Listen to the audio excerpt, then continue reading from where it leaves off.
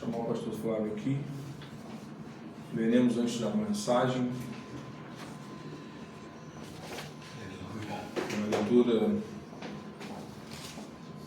que está lá em Tito, capítulo 2, versículo 11 e versículo 12.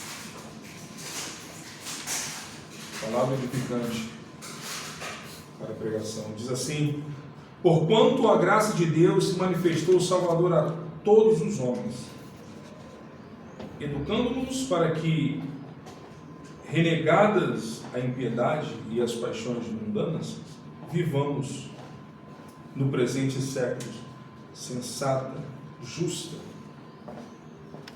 e piedosamente.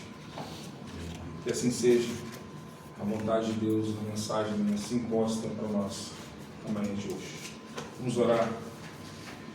Senhor, aqui está o teu servo. O Senhor tem usado poderosamente para abençoar esta igreja e pessoas que ouvem e que irão escutar, Pai querido, daqui a um tempo esta mensagem. Senhor, eis-nos aqui, Senhor, a tua igreja amada, que há, Senhor Jesus Cristo, de abrir o entendimento por sua palavra penetrante em nossa mente, e que toda incredulidade possa cair por terra neste momento, e que as nossas escamas dos nossos olhos possam cair, e que a nossa audição possa estar atenta, Senhor Jesus Cristo, à mensagem de hoje. Fala ao nosso coração através do teu Filho, use-o poderosamente, tudo que foi estudado, tudo que foi posto, ó Pai querido, no esboço dele. Pai, em nome de Jesus, use-o.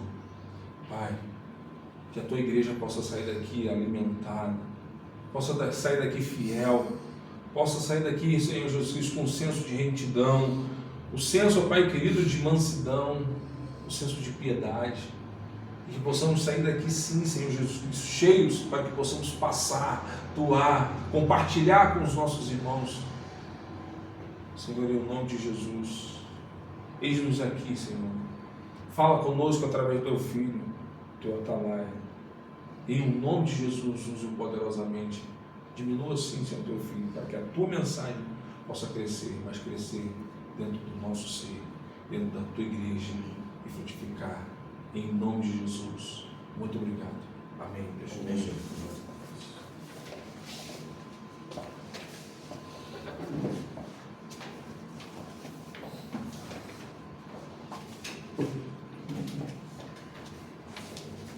Amém.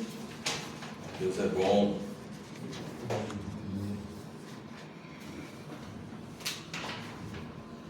Meus irmãos, mais um domingo, ouvir a palavra pura, que é nosso escudo.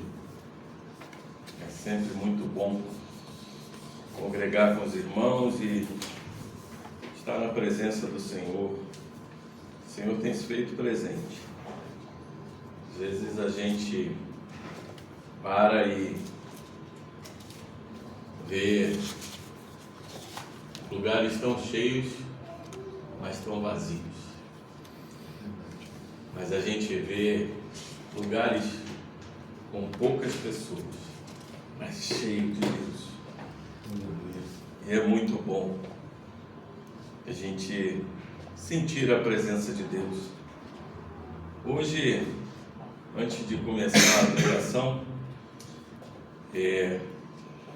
nós vamos pregar uma mensagem do livro de Jonas. Já preguei nesse livro um tempo atrás, mas eu acho que é uma mensagem que hoje, para a gente entender o nosso momento, hoje nós vivemos uma crise de identidade, né? Nós não sabemos, quando eu digo nós, os seres humanos, né? No geral, muitas pessoas têm tido dificuldade de entender quem são. Hoje nós vemos pessoas aí que se comportam às vezes como gatos, cachorros, ovelhas, dizendo que são animais.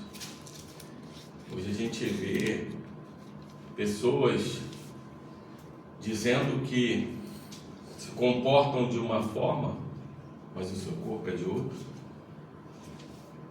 E essa crise de identidade, ela acontece por um propósito.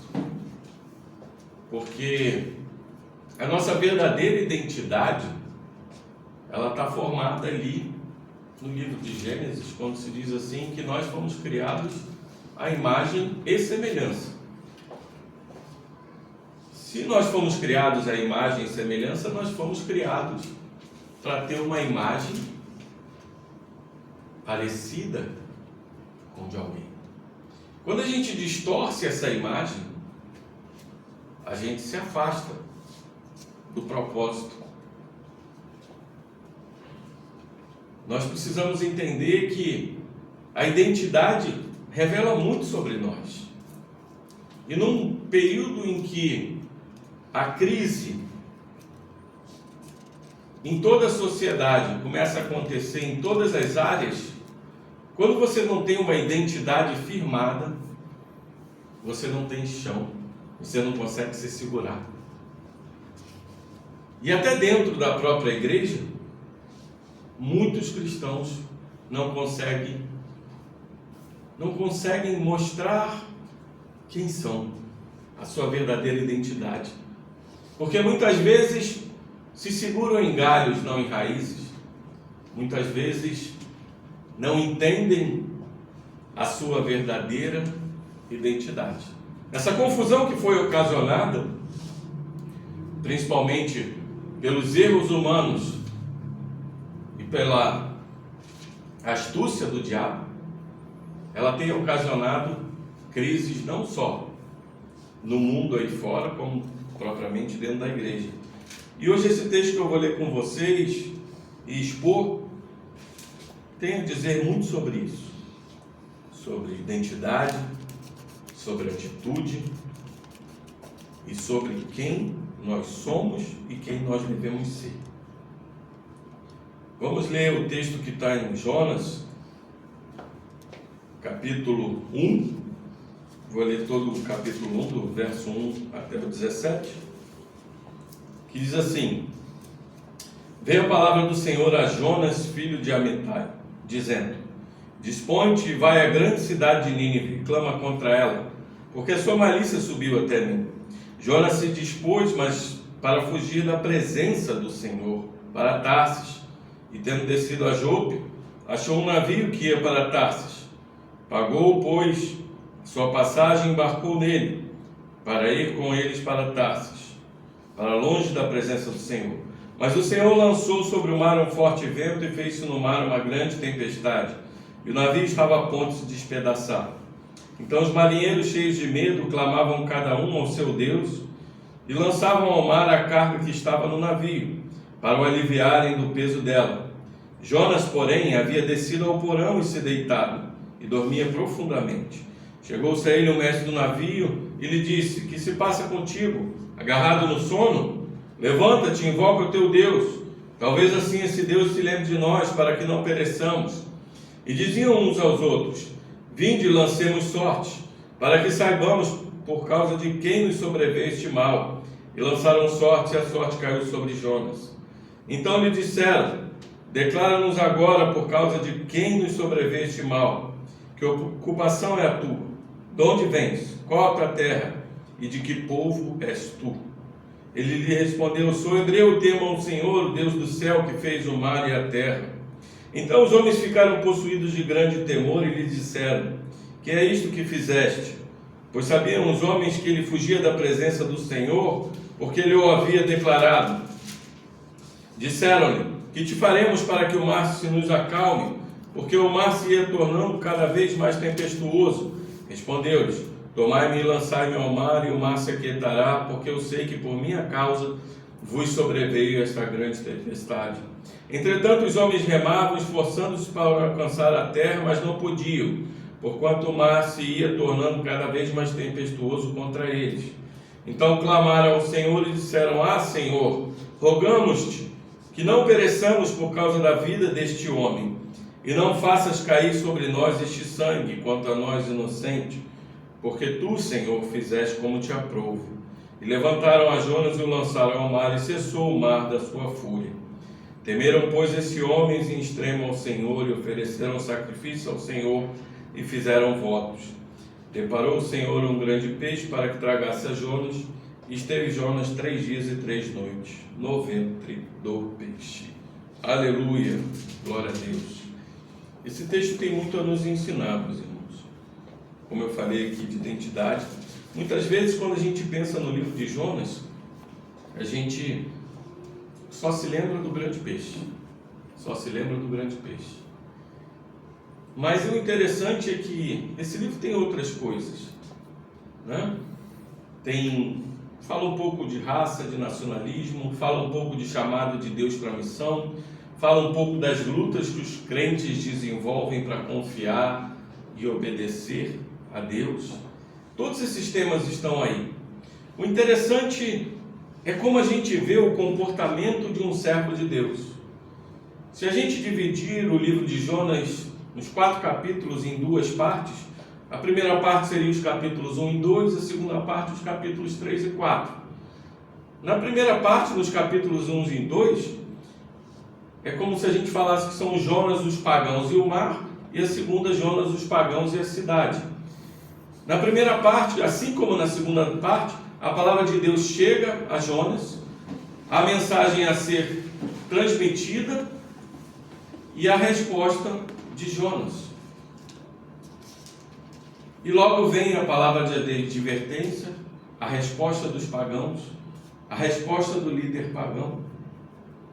E a gente analisa como a resposta dos pagãos foi sempre melhor que a de Jonas. E Deus ensina a graça a Jonas, na primeira parte através do peixe, na segunda parte através de uma planta. E é interessante que muitos leitores dos nossos dias não querem ler esse livro porque acham que é um livro fictício. Eles pensam logo no milagre. Você vê que hoje as pessoas estão tão presas em questões de milagres que só o que elas conseguem enxergar nesse livro é um milagre do peixe. Jonas foi engolido por um peixe e saiu na praia vivo. E o interessante é que o autor desse livro, ele dá tão pouca importância ao peixe que ele só usa 2 versículos para isso. No livro inteiro ele usa 2 versículos para falar do peixe. Mas nós acabamos nos prendendo a isso. E muitas pessoas não querem crer nesse livro porque dizem que isso é algo que não se dê para acreditar. Mas eu digo para vocês que se você acredita num Deus que você não vê, e acredita que Deus encarnou, veio à própria terra, morreu pelos nossos pecados e ressuscitou, isso é muito mais difícil de acreditar do que um peixe engolir uma pessoa e ela sair viva. E nós temos que perceber uma coisa: o livro de Jonas, se ele fosse fictício, o autor daria mais importância a essa questão do milagre, e ele criaria, na leitura, quem entende um pouco de literatura, quando é assim, uma pessoa, ele adiciona elementos sobrenaturais para gerar aquela empolgação, para gerar aquilo tudo, para que você se envolva com aquele momento. Mas ele não faz isso em nenhum momento. Agora, esse livro, ele nos mostra algo diferente. Ele nos mostra muitas vezes a nossa reação diante do mundo, a nossa reação como igreja diante dos pagãos. Muitas vezes, como Deus se opõe a esse nacionalismo tóxico, ao desprezo de outras raças, como Deus pensa sobre a missão no mundo. Então, compreender essas coisas nesse livro é muito importante para que a gente sejamos pessoas pacificadoras, que a gente construa pontes com a sociedade que hoje tem sumido um pouco. Muitas vezes os crentes estão querendo se isolar do mundo, criando um dualismo, o bem e o mal. E o mundo, Jesus, quando orou em João 17, na oração sacerdotal, ele disse: Pai, rogo-te para que não tire eles do mundo. Porque é no mundo que a missão acontece, é no mundo que o crente vive. E nós estamos vivendo como se fosse um monasticismo moderno. muitos têm se refugiado e não querem se envolver com pessoas de outras raças, de outras religiões, de outros pensamentos, até políticos. O principal ensino desse livro, ele não é sociológico, ele é teológico. Por que eu digo que ele é teológico? Porque Jonas cria um Deus para ele. Jonas queria domar Deus às suas vontades. Ele se achava tão acima dos outros que qualquer mensagem de Deus para ele que pudesse falar de atingir pessoas diferentes dele, deixava ele irritado, irado. E o que nós vemos é isso. Mas o interessante é que Jonas não conseguia entender a questão da misericórdia e da justiça de Deus. Como existia esse balanço, hoje nós conseguimos entender, porque nós olhamos para a cruz de Jesus Cristo, para aquele que foi maior do que Jonas, e entendemos a misericórdia e a justiça realizada na cruz. E o interessante é que muitos teólogos vão dizer que esse livro tem muitas semelhanças com Lucas 15, ali na parábola do filho pródigo. Porque na primeira metade do livro, Jonas recebe uma mensagem, ele não obedece à mensagem e ele faz a sua própria vontade, retornando depois para o Pai. Na segunda metade do livro, Jonas recebe a mensagem, ele faz a vontade do Pai, mas quando o Pai faz algo, ele se ira contra o Pai. Então, o livro de Jonas é a versão do filho pródigo no Antigo Testamento. E o interessante é que a palavra começa como: a palavra do Senhor veio a Jonas, filho de Amitai. Vai agora à grande cidade de Nínive, clama contra ela, porque sua malícia subiu até mim. O interessante é o que o Senhor manda clamar contra a cidade. E Jonas, mesmo assim, no seu pensamento, no seu orgulho, no seu nacionalismo, ele se segura e não quer. Para essas pessoas, para nós não parece muito estranho, mas para as pessoas que liam, quem conheceu Jonas, ou um pouco depois pela cultura hebraica, um profeta sair de sua terra para pregar para outra nação era algo inédito. Até esse momento, nós tínhamos ali alguns oráculos de Jeremias, Isaías, Amós para outras nações, mas sem sair da sua própria terra. E o Senhor manda aquele profeta sair da sua terra. E o mais interessante é que, se você conhece a história de Jonas, ele praticamente ali no reinado de Jeroboão, de 786 a 746 a.C., ele era o profeta, como a gente vê ali em 2 Reis 14, 25, que fala de Jonas, filho de Amitai, servindo como profeta a Jeroboão. Ele apoiava a ofensiva militar, diferente de Amós, de Oséias, de outros profetas que muitas vezes se opunham às campanhas sangrentas dos reis de Israel. Jonas apoiava isso. Então Jonas era um nacionalista. Isso começa a se tornar estranho, porque você pega um profeta que era bem nacionalista, que tinha praticamente ódio das outras nações, e manda ele para pregar contra eles. E então essa missão de Jonas era algo sem precedente. E o mais interessante é quando a gente vai estudar um pouquinho a história do povo assírio. O povo assírio antigamente faria o Ramais hoje parecer criança. Eles eram extremamente violentos. Para você ter uma ideia, Salmanaser 3 é notório por retratar muitas vezes as suas vitórias em batalhas em painéis de concreto, em que ele botava decapitações, soldados arrancando membros, fazendo muitas coisas horrendas. Só para se ter uma ideia, muitas vezes os soldados assírios, quando ganhavam, os outros, eles cortavam as 2 pernas dos soldados vencidos e um braço, e deixavam um braço para cumprimentar, olhando ali, vendo ele morrer, estendiam aqueles homens, tiravam os membros deles, faziam torturas. E esse tipo de povo é o que o Senhor manda: vai lá e prega. E eles eram vistos como um estado terrorista. E é interessante que aquele profeta nacionalista, a primeira coisa que ele faz é duvidar de Deus. Porque quando ele manda, eu tenho certeza que no coração de Deus, no coração de Jonas, ele pensava assim: Deus não sabe o que está fazendo. Como é que ele vai me mandar para uma terra de um povo mau, de um povo que mata as outras pessoas a sangue frio, e ele quer que eu vá pregar naquela nação? Quantas vezes nós fizemos isso nas nossas vidas? A gente olha Deus sob a nossa ótica.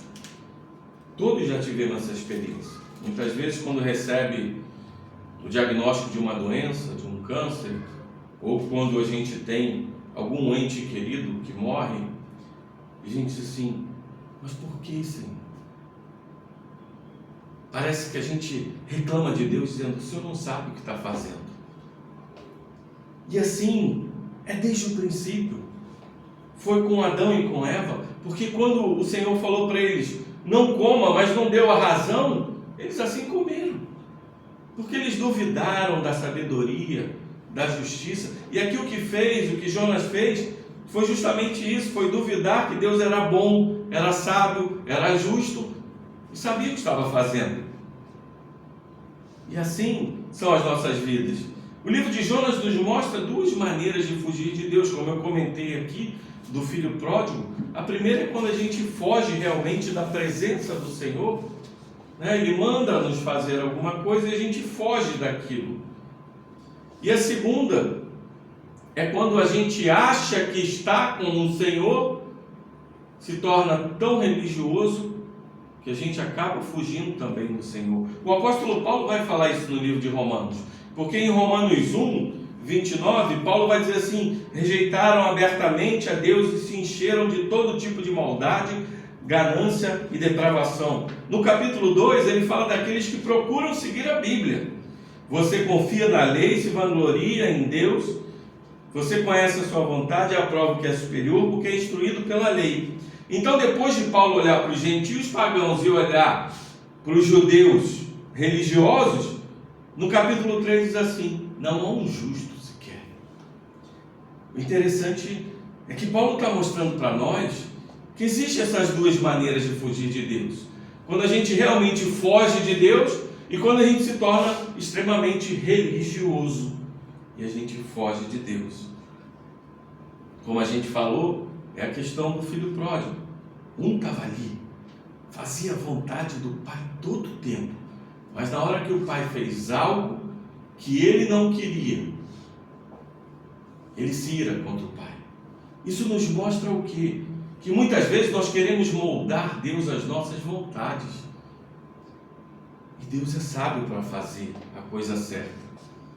E muitas vezes a gente se desvia porque a gente cria um Deus dentro do nosso coração, assim como Jonas criou. Ele queria um Deus que fizesse o que ele achava que era melhor, não o que Deus achava que era melhor. Nenhum dos filhos do filho pródigo confiava no pai, porque um pegou aquele dinheiro, pegou aquilo tudo e foi viver dissolutamente, e se arrepende e volta para o pai. O outro esteve ali o tempo todo ao lado do pai, seguindo as regras, obedecendo ao pai, mas no fundo nós vimos que aquilo era só uma forma de querer controlar o pai, porque ele acaba se irando contra o pai. Então, nós como crentes temos que ter essa sabedoria de entender que entre ser religioso e entre ser pagão, nós também estamos longe de Deus. É por isso que o Evangelho é tão lindo, porque ele está no meio dessas duas coisas. O Evangelho não nos deixa ser religiosos e também nem ser pagão. E esses modos de fugir de Deus, eles têm que estar bem claros no nosso coração, porque muitas vezes o verniz da moralidade, da retidão, daqueles que próprios estão dentro da igreja, que obedecem, que seguem as regras, que fazem, mas quando Deus faz algo contra as suas vidas, não consegue lidar com a decepção. A gente fica furioso, todos ficamos furiosos com Deus, nos afastamos, muitas vezes deixamos de orar. E o interessante é que Jonas tem essas duas coisas. Primeiro, ele obedece, ele fica irado, ele desobedece, e ele aprende a graça de Deus sendo salvo pelo peixe. Depois ele obedece, ele faz tudo que Deus manda, e quando Deus faz o que tem que fazer, ele se ira contra Deus novamente. O interessante é que o texto continua e diz assim: descendo para Jope, achou um navio que ia para Tarsis. Pagou a passagem e embarcou nele a fim de ir para Tarsis, fugindo da presença do Senhor. Mas o Senhor enviou um forte vento sobre o mar, caiu uma tempestade violenta, de modo que o navio estava a ponto de se despedaçar. Muitas vezes, meus irmãos, Deus nos quer mandar para Nínive. Nínive era uma cidade que fica mais ou menos onde é o Iraque hoje, a cidade de Mossul, a 223 metros acima do nível do mar. Deus muitas vezes nos mostra um caminho difícil, mas quer nos mandar para cima. E nós olhamos para o caminho fácil e vamos para baixo. E ele vai para Jope. Jope era uma cidade mais ou menos ali, onde ficaria hoje Tel Aviv, um porto. E ele vai pegar um barco para Tarsis. Tarsis, não se sabe certamente onde ficaria Tarsis, se na Cilícia ou se ali no sudoeste da Espanha, da Península Ibérica. Mas Jonas pega para ir para Tarsis. E é interessante que o texto diz que o Senhor lançou sobre o mar um grande vento. Esse lançou é como se tivesse lançado realmente, uma lança. Jonas foge de uma grande cidade e recebe um grande vento, uma grande tempestade.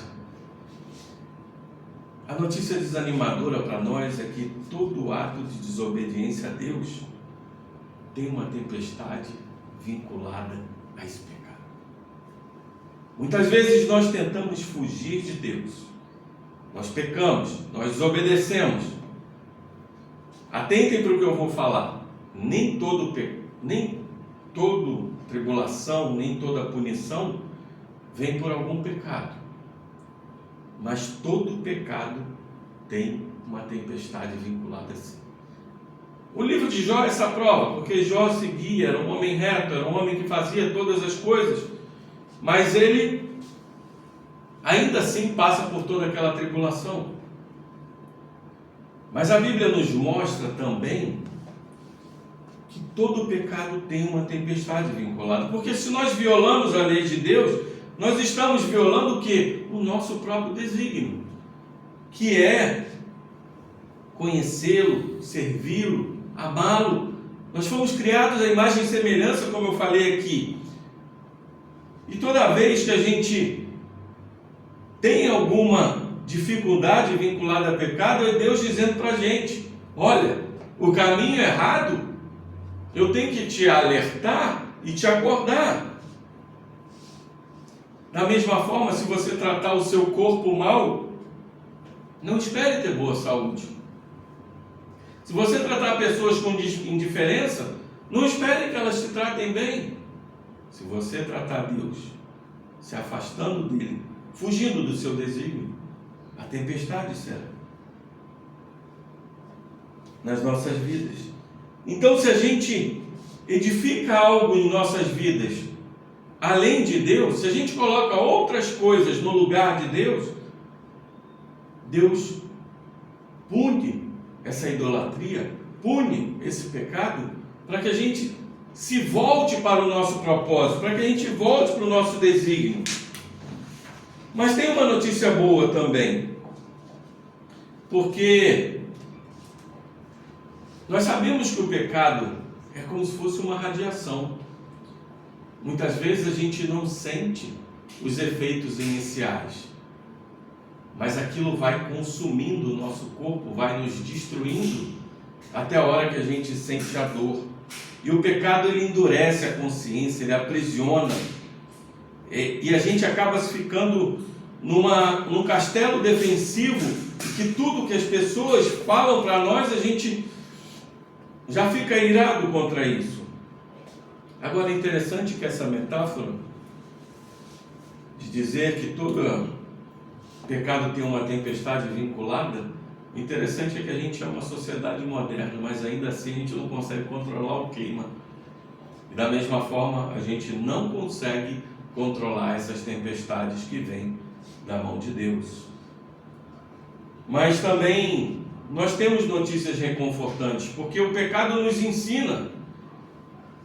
Nós procuramos entender, porque no livro de Jó também, ali, capítulo 5, verso 7, vai dizer que o homem nasce para as dificuldades tão certamente quanto as fagulhas voam para cima. E o interessante é que Jonas foge de ir para um povo pagão e se depara com um povo pagão. Ele foge de pregar para um povo pagão, mas ele está diante de um povo pagão, novamente. Então, nós temos a promessa ali, como a gente lê em Romanos 8, 28, que todas as coisas Deus usa para o nosso bem. Sejam as tempestades, sejam o que for, mas para que a gente tenha o caminho da salvação correto nas nossas vidas. Quando Deus quis transformar Abraão, deixou ele vagando anos e anos, só na promessa. Quando Deus quis transformar José de um adolescente mimado, um homem de caráter, fez com que ele fosse preso, rude trato, passou por problemas, ele teve que experimentar a escravidão, a prisão. Quando Deus quis tratar com Moisés, deixou ele 40 anos isolado num deserto, para que ele aprendesse e fosse um líder. E muitas vezes é preciso que Deus faça isso em nossas vidas, para que a gente entre no caminho, no propósito e no desígnio de sabedoria do Senhor.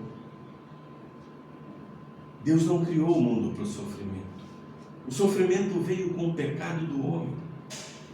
O mal entrou no mundo quando a gente se afastou de Deus. O pecado vem para as nossas vidas porque nós nos afastamos de Deus. Muitas vezes, quando nós realmente nos afastamos, outras vezes, quando nós achamos que somos retos o suficiente para recebermos só bênçãos de Deus. Jó aprendeu isso. Jonas aprendeu isso. E nós, como igreja, temos que aprender. Porque Deus trabalha por meio das tempestades. As coisas não são aleatórias. E muitas vezes, quando a gente sabe que existe fraqueza, sofrimento e aparente derrota, nós lembramos da cruz. Muitas pessoas daquela época, quando viram aquela fraqueza de Jesus, aquele sofrimento e aquela aparente derrota quando ele morreu na cruz, aquilo era uma vitória. A vitória da ressurreição, a vitória de ter salvado tantas pessoas. E muitas vezes para nós, a nossa fraqueza, o nosso sofrimento, a nossa aparente derrota tem que espelhar a cruz, porque Deus sabe o que está fazendo. Nas entranhas daquela cruz, da escuridão, a misericórdia divina nos trouxe perdão, nos trouxe remissão. Nas entranhas de nossas escuridões, muitas vezes, Deus está trazendo libertação dos nossos deuses, dos nossos pecados. E Jonas tem que lidar com os marinheiros.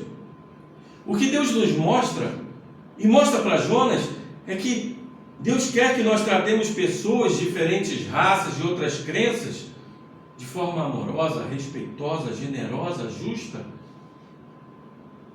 O Evangelho é tão lindo porque quando a gente conhece quem a gente é, a gente entende a misericórdia de Deus. Existem irmãos na igreja que não conseguem ver um Deus irado, só conseguem ver um Deus de amor. Mas eu digo para vocês que quando você não consegue enxergar a ira de Deus, você dá menos valor à obra da cruz.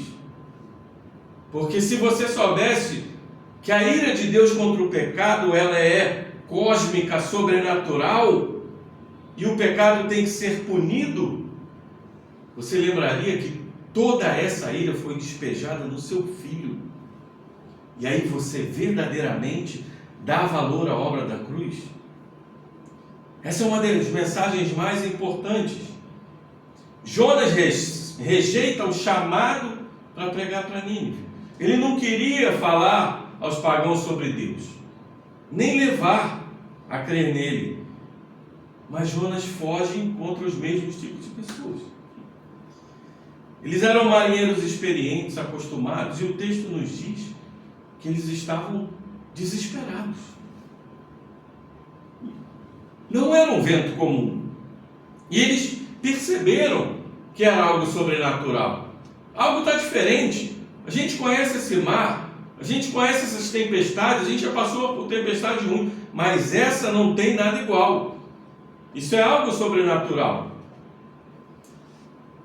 E muitas vezes, meus irmãos, Deus usa os pagãos para levantar e dizer: tem algo estranho, tem algo sobrenatural. Porque muitas vezes nós não despertamos, mas o Senhor desperta quem Ele quer. E Ele chega. O interessante é que o texto continua e diz assim: então os marinheiros tiveram tanto medo que cada um clamou ao seu Deus e atiraram a carga do navio no mar para deixá-lo mais leve. Mas Jonas havia descido ao porão do navio e, tendo se deitado, dormia profundamente. O capitão dirigiu-se a ele e lhe disse: que fazes tu dormindo? Levanta-te e clama ao teu Deus, talvez assim ele se lembre de nós para que não morramos. Meus irmãos, no momento da maior aflição, o interessante é que Jonas está ali dormindo. Hugh Martin, um grande pregador, um grande teólogo, vai dizer que Jonas estava dormindo o sono da aflição. Quantas vezes nós, para fugir da dor, do sofrimento, a gente pega e deita e vai dormir para tentar esquecer? É o famoso sono da aflição. E o que Jonas fez foi isso. Ele estava fugindo de Deus e foi dormir aquele sono da aflição. E ele é pego por aqueles marinheiros. E o interessante é que enquanto o homem de Deus dormia, os pagãos estavam tentando resolver. Joga as cargas no mar, clame aos seus deuses, busquem algo para que tudo isso se resolva. Isso é um recado muitas vezes para a igreja. Algumas pessoas vão dizer que os pagãos não têm direito de repreender a igreja. Mas esse texto bíblico nós vemos que Jonas foi repreendido. Você não faz nada? Você não clama ao seu Deus? Você continua inerte ao que está acontecendo? Jesus vai dizer que nós somos luz, somos sal, para que as pessoas vejam as boas obras e glorifiquem ao Pai. Então nós podemos ser chamados a atenção quando a igreja não desenvolve o verdadeiro amor e não desenvolve o seu papel na sociedade, assim como Jonas não desenvolveu. E o interessante é que Jonas está totalmente alheio ao perigo, enquanto aqueles marinheiros estão preocupados. Ele está absorvido tanto nos seus próprios problemas. Os marinheiros estão buscando o bem comum e ele está buscando resolver os seus problemas. Eles são espertos o suficiente para entender que aquele problema era um problema muito maior do que eles pensavam. Alguém ou alguma coisa tinha acontecido para que alguma divindade estivesse furiosa.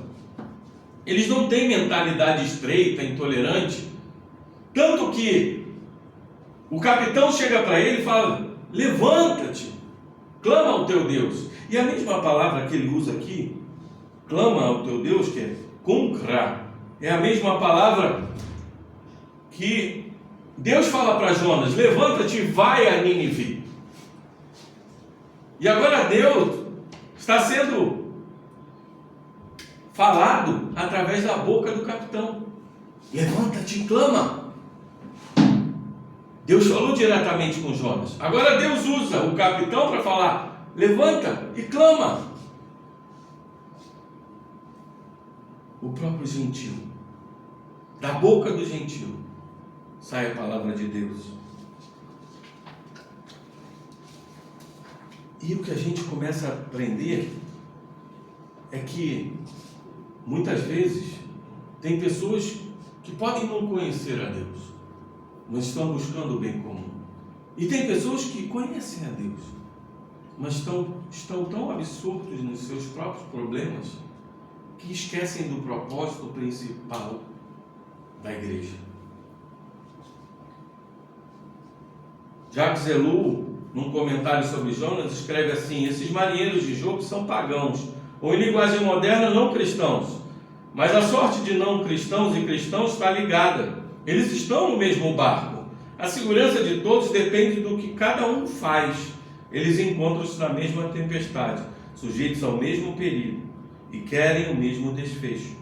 E esse navio tipifica a nossa situação. Nós estamos no mesmo barco. Mateus 5 vai dizer que Deus faz nascer o sol sobre os maus e os bons e chover sobre os justos e injustos. O que está dizendo é justamente isso. Nós estamos no mesmo barco. No mesmo barco da sociedade. E se a sociedade está afundando, nós estamos afundando junto.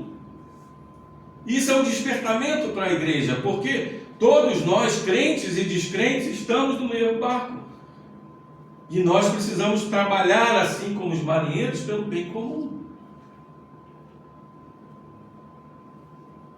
E o marinheiro não tinha uma ideia de quem era o Deus de Jonas. Mas ele fala: olha, vai lá. Eu não sei quem é teu Deus. Você vê que ele não é intolerante, ele diz assim: clama ao teu Deus, busca.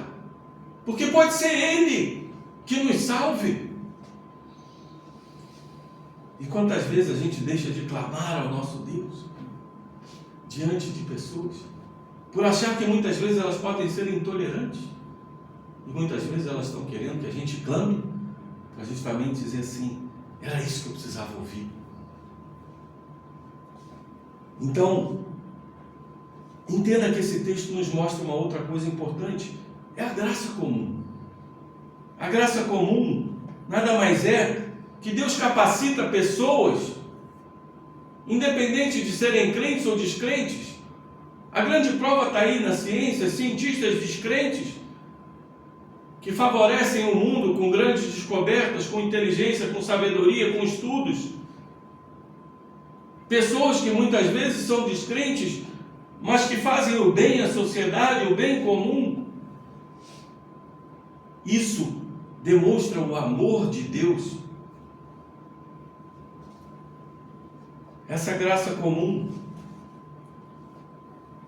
Nós temos algo bem interessante escrito que diz assim: nesse episódio a esperança, a justiça, a integridade não estão com Jonas, mas sim com o capitão e os marinheiros.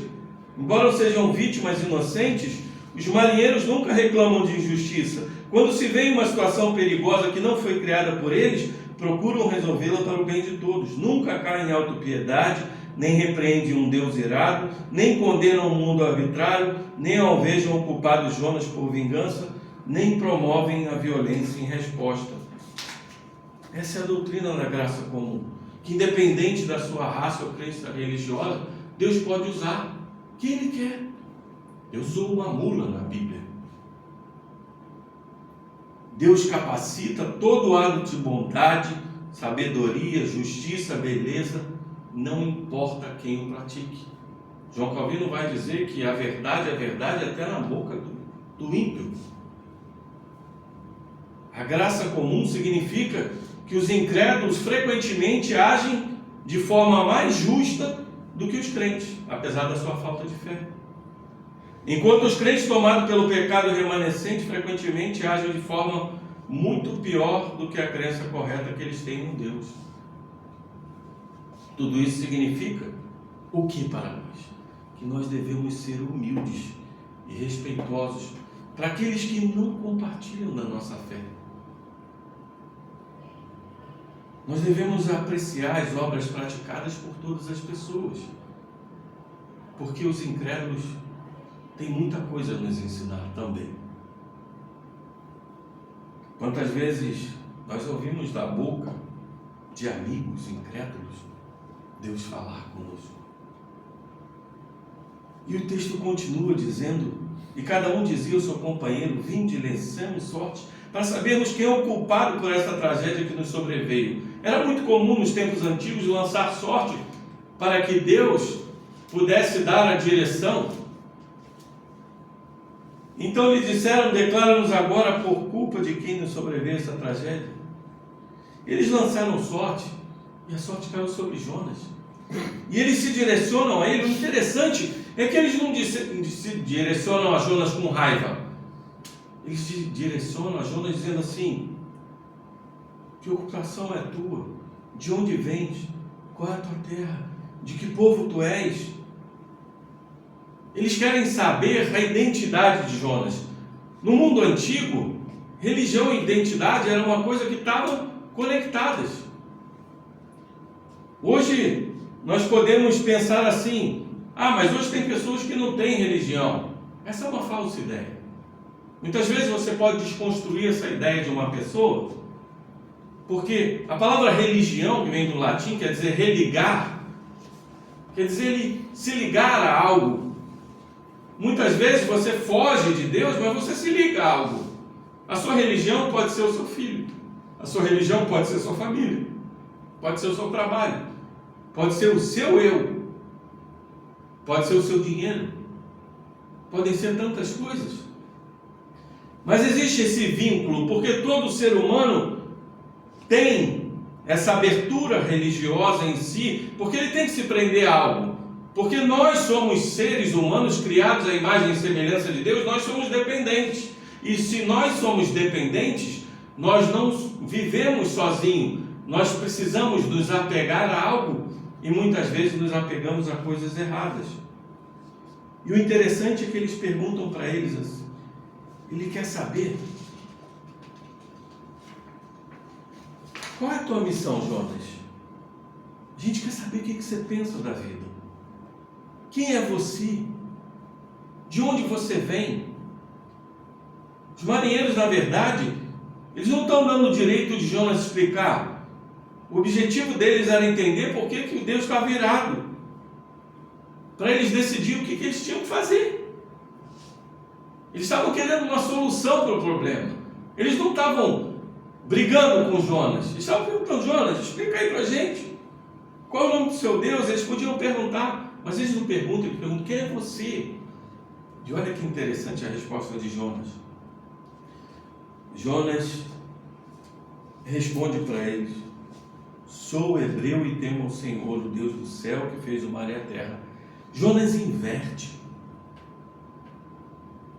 Quando perguntam para ele qual é o teu sentido da tua vida, qual é o teu propósito, a última coisa que perguntam para eles é: de onde você é? Né? E ele inverte isso: eu sou hebreu. O que Jonas está mostrando para eles? A minha identidade está firmada no meu país, ela não está firmada em Deus. Aqui nós vemos qual era a religião de Jonas. A religião de Jonas era a sua nação, era mostrar para aquelas pessoas que Israel era superior em tudo, e ele era tão nacionalista que Deus estava em segundo plano. Por quê? Assim a gente deseja que a igreja, quando um dia uma pessoa vier perguntar: quem é você, irmão? Quem é você, irmã? Eu sou servo do Senhor. Essa tem que ser a nossa primeira resposta. Eu sou servo do Senhor, sou pai de fulano e fulano, sou esposa de não sei o que. Essas coisas vêm depois, mas eu sou servo do Senhor. que criou os céus e a terra, o Todo-Poderoso. Mas Jonas mostra que o Deus dele era a nação dele. E muitas pessoas hoje vão dizer assim, a gente pode até dentro da igreja dizer que a gente sabe que não existe um Deus Mercúrio, que é um Deus do comércio, Deus Vênus, que é Deus da beleza, mas a gente sabe que tem pessoas presas na beleza, e a gente sabe que tem pessoas presas ao dinheiro que criam próprios deuses para si. Então, essas pessoas, a identidade de Jonas é uma identidade espiritualmente superficial. Quando a gente não entende quem a gente é, quando a gente não entende a nossa verdadeira identidade, nós somos superficiais. E isso é muito perigoso, porque é uma identidade que cega a gente. Identidade cristã e superficiais explicam muitas vezes por que cristãos podem ser racistas, materialistas, cheios de ganância, escravos da beleza, do prazer, cheios de ansiedades, propensos a trabalhar em excesso. Por quê? Porque são identidades superficiais. Tem deuses aí na frente do verdadeiro Deus. E essa identidade nos cega. Assim, nós vemos no Novo Testamento, Pedro nos lembra, Jonas. Pedro estava tão absorto no que ele pensava sobre Jesus, no que ele fazia por Jesus, que ele não conseguia enxergar o que Jesus fazia por ele. O Deus de Pedro era a minha fidelidade ao Senhor, não era a fidelidade do Senhor a ele. Tanto que ele vai dizer, olha, ali em João 13, Mateus 26, se todos forem embora e te abandonarem, eu não vou te abandonar. Esse era o Deus de Pedro. E o Senhor precisou ensinar ele, porque ele foi o pior dos discípulos. Ele negou Jesus 3 vezes. Deus corrigiu esse erro de caráter dele, essa identidade superficial, essa cegueira que nós temos para o nosso verdadeiro eu. Se você baseia, por exemplo, em ser corajoso, o dia que a sua coragem ruir, você vai se sentir um lixo. Se você se baseia num ente querido, o dia que esse ente querido se for, acabou o seu mundo. Se você se baseia na sua conquista, na sua bondade, na sua virtude, você terá de viver negando a vida toda as suas fraquezas e as suas falhas, porque nós erramos. Tem momentos que nós não seremos bons, não seremos virtuosos, não seremos justos, e se a gente se arraigar nessas coisas, nós vamos cair. O que Jesus nos mostra nesse texto é que uma identidade superficial leva a gente para o fundo do mar. E é assim, porque essa é a primeira decorrência, que a gente se cega para o nosso verdadeiro eu. A segunda é que a gente passa a ter uma hostilidade com outras pessoas. Quando vieram prender Jesus, Pedro sacou a espada. E Jesus estava dizendo para ele: para, Pedro, aqui não é sobre conquista, aqui não é sobre quem é mais forte, aqui é sobre quem eu sou. A minha identidade é que eu sou filho de Deus. Se eu quisesse chamar legiões, eu chamaria, mas não, eu sei quem eu sou, eu sei o que eu vim fazer, e eu sei o que eu vou fazer. Quando a gente tem essa concepção, eu sei que eu sou filho de Deus, eu sei qual é o meu propósito, eu sei porque eu estou aqui, eu sei o que eu tenho que fazer, tudo desmorona ao nosso redor. A firmeza está nele, em Deus. Pedro e Jonas sentiam orgulho da sua devoção religiosa, mas baseavam a sua autoimagem nas suas realizações espirituais. E foram cegos e falhos com seus pecados e foram hostis com pessoas. E a mesma preocupação que Deus tem com Jonas, com Pedro, Ele tem conosco. Porque Ele não quer que nós tenhamos uma identidade excludente. Ele não quer que a gente afaste pessoas, exclua as pessoas pelo que elas são. A gente reduz as pessoas até o ponto de desumanizar elas, dizer, essa pessoa não vale nada. Mas se a gente conhece o Evangelho de Jesus Cristo, e a gente sabe que nós somos falhos, que nós pecamos, e que se hoje nós somos libertos em Cristo, foi porque também a gente não valia nada. Deus não nos escolheu porque a gente tinha valor. Deus nos escolheu pelo seu amor. Isso faz toda a diferença. E você só entende a misericórdia de Deus quando você entende a graça de Deus sobre a sua vida.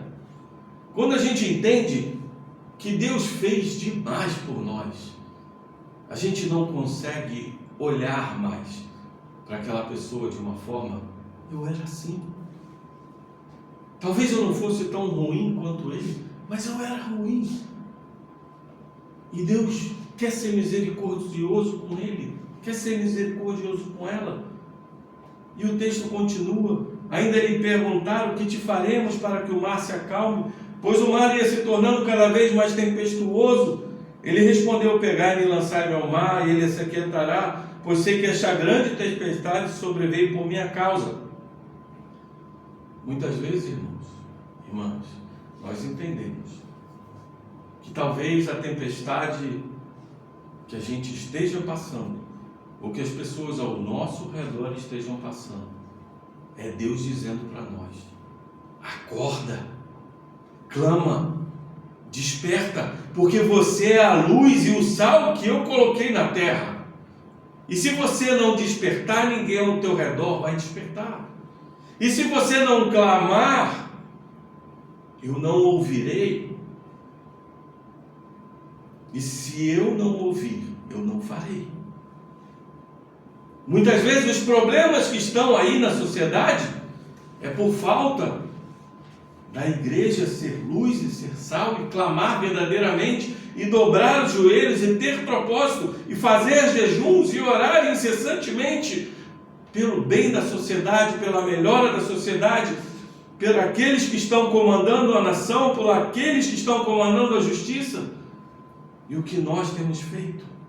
Criticar, falar mal e criar uma sociedade excludente, porque nós olhamos mais para dentro de nós do que para fora.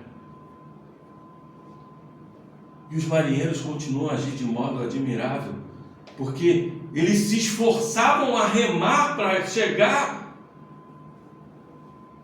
na praia. Eles não queriam jogar Jonas. Jonas falou, me joga.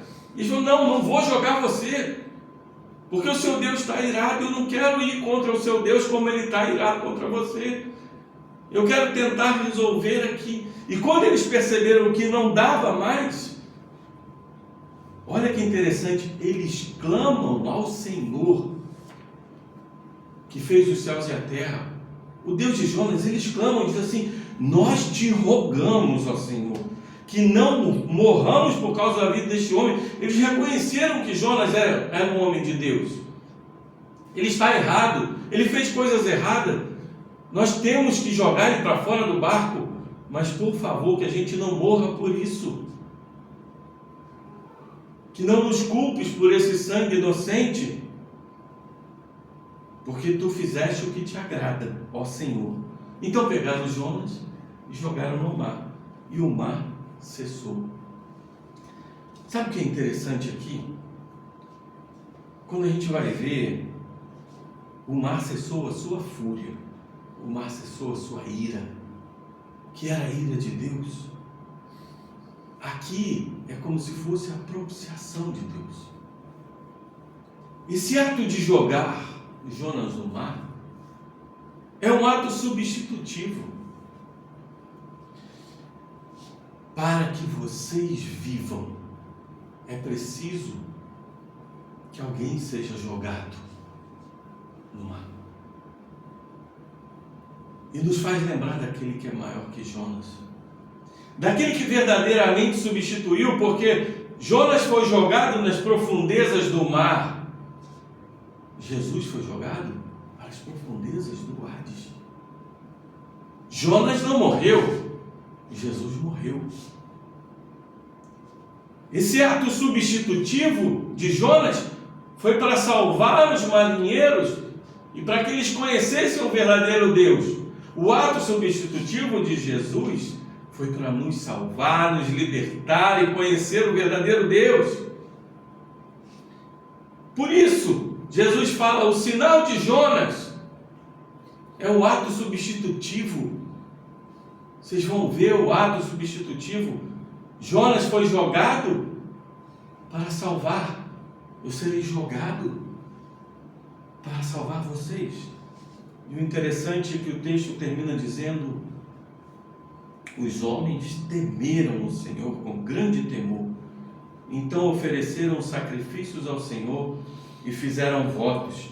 Então o Senhor preparou um grande peixe para engolir Jonas e ficou 3 dias e 3 noites no ventre do peixe. A palavra que é usada aqui no texto, os homens temeram o Senhor, é a palavra Yahweh, ou Yahvé, como você quiser dizer. Isso denota aliança. E o interessante é que esses homens temem o Senhor da aliança com grande temor. O temor a Deus é o princípio da sabedoria. E eles ofereceram sacrifícios e fizeram votos. A maioria dos teólogos vai dizer que esses homens se converteram aqui nesse barco. Jonas não quis pregar para os pagãos para eles não se converterem, mas Deus leva ele para uma grande tempestade, para o mesmo tipo de gente, e eles se convertem.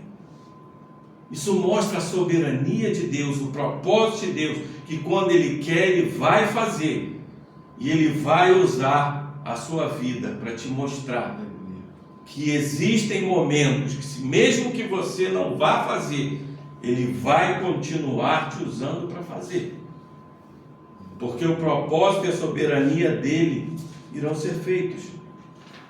E esse padrão de substituição, aquele que é maior que Jonas, aquele que fez cessar o mar com fúria, a fúria que estava lançada no mar, e ele, quando Jonas é lançado ao mar, a fúria, a ira se acaba. Quando Jesus é lançado na cruz, a ira de Deus que estava sobre nós é tirada, o mar se acalma. Essa é a nossa identidade. Se a gente lesse o livro de Jonas como um texto isolado, a gente poderia ficar com a impressão de que Deus é um Deus vingativo, genioso. Mas quando a gente olha no contexto geral, que Deus veio à terra na pessoa de Jesus, a Bíblia nos mostra um Deus de amor, nos mostra um Deus que tem um padrão substitutivo.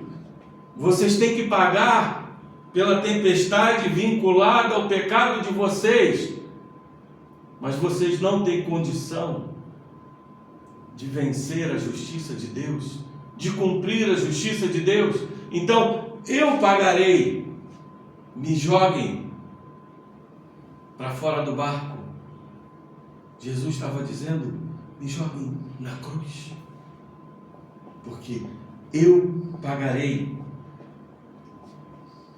Esse é o grande impacto da nossa identidade, é entendermos que quando a nossa identidade está afirmada, eu sou filho de Deus, eu vou cumprir os propósitos do Senhor independente do que aconteça. As tempestades virão, muitas vezes por nós, muitas vezes por outras pessoas, mas o Senhor há de fazer o bem para a nossa salvação.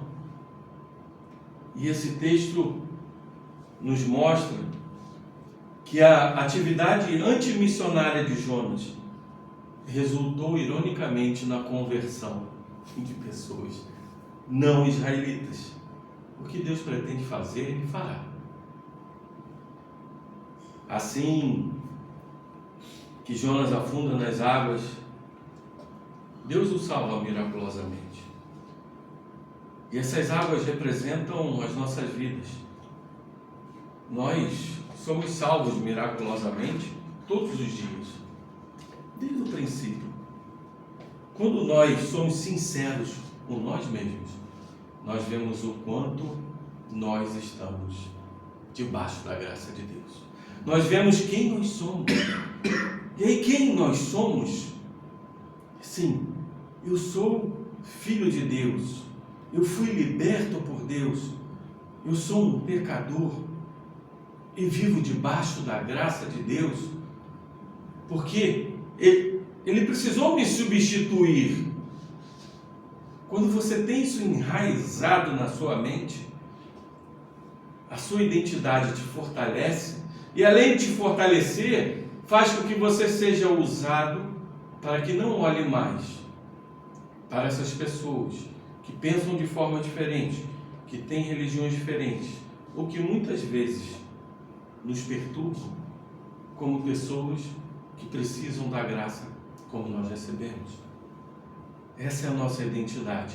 A identidade de uma igreja que precisa entender que há momentos que nós estamos tão absortos, tão envolvidos com nossos problemas internos, que nós deixamos de ver o bem comum da sociedade.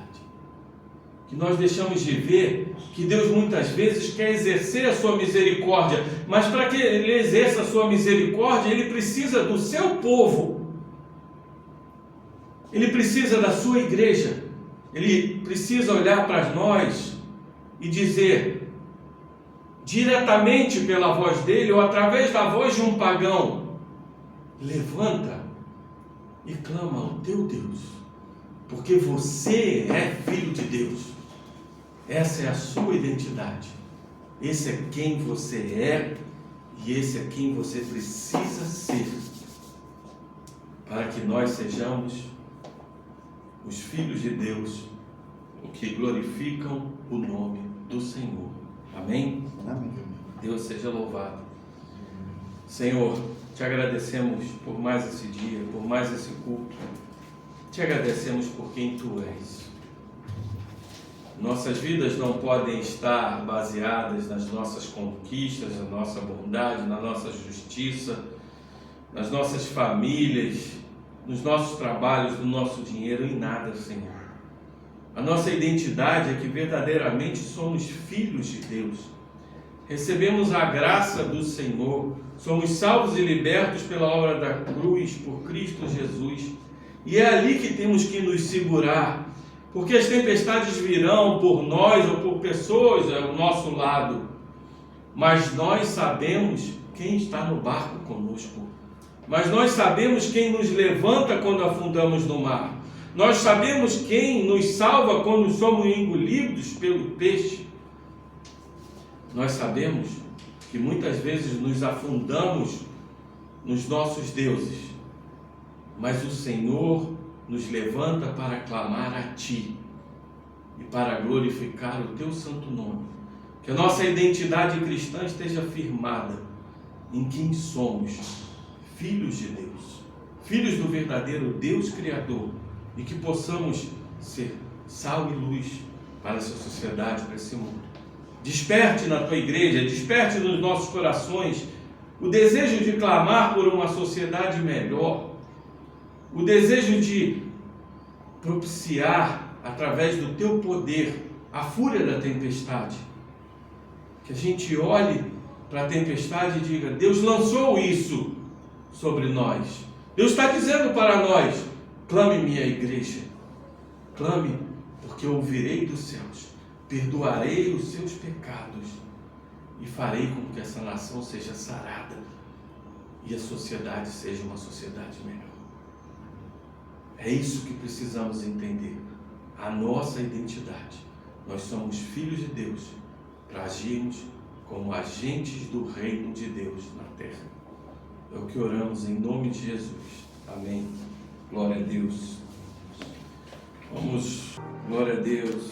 Aleluia, Jesus, obrigado. Que a graça do nosso Senhor Jesus Cristo, na cruz, conquistada no Calvário, que o amor de Deus, o Pai, o amor eterno, que esteve sempre sobre nós e sempre estará, e a comunhão do Espírito Santo, que é o que nos mantém vivos nessa chama de clamar ao Senhor, esteja sobre toda a igreja, e que toda a igreja diga amém. Amém. Amém. Glória a Deus.